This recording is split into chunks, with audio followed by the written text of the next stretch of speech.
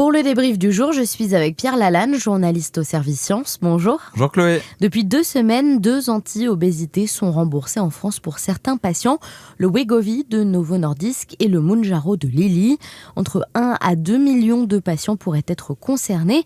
Et on se demande aujourd'hui comment ce remboursement va modifier la prise en charge de l'obésité en France. Pierre, qui sont les médecins concernés par cette prescription ?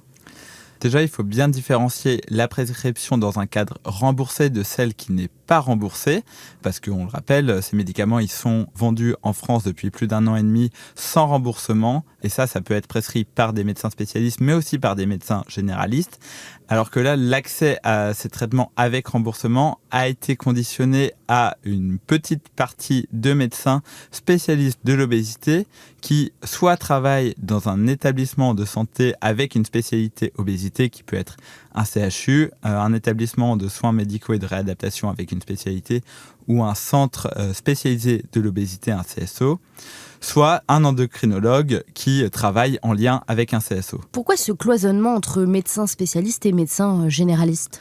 Il y a une claire volonté de restreindre l'accès à ces traitements avec remboursement dans un cadre spécialisé. Cela pour assurer une meilleure prise en charge des patients, un meilleur suivi, l'intégration dans un vrai parcours de soins et ainsi limiter le mésusage parce que, on le rappelle, ce sont des traitements médicamenteux de l'obésité et pas juste des amaigrissants de confort. Et les médecins, à qui est-ce qu'ils pourront prescrire ces médicaments exactement ? Là aussi, il y a eu une restriction du profil des patients qui a été décidée en accord avec des recommandations de la Haute Autorité de Santé. C'est un remboursement pour des patients avec un indice de masse corporelle supérieur ou égal à 40 ou supérieur ou égal à 35 avec une comorbidité liée au poids qui peut être du diabète, de l'hypertension, une maladie hépatique, une maladie rénale chronique, de l'apnée du sommeil, tout un tas de choses. Donc c'est restreindre aux cas les plus graves qui représentent quand même, comme vous l'avez dit, 1 à 2 millions de patients sur près de 10 millions de Français atteints d'obésité. Derrière ça, c'est la volonté aussi de limiter les coûts parce que rien que cette sous-population, ça va représenter un coût d'environ 100 millions d'euros par an. Est-ce que ça va amener des patients qui peut-être jusque-là ne se sentaient pas concernés ? Ce profil de patient, il correspond aux patients éligibles à la chirurgie bariatrique, mais une grande part d'entre eux ne souhaitaient pas se faire opérer et du coup, il n'y avait pas vraiment d'option pour eux. Le remboursement, ça va aussi permettre un accès plus équitable à ces traitements parce qu'une grande partie des patients sont précaires et ne pouvaient pas se permettre un traitement sans remboursement.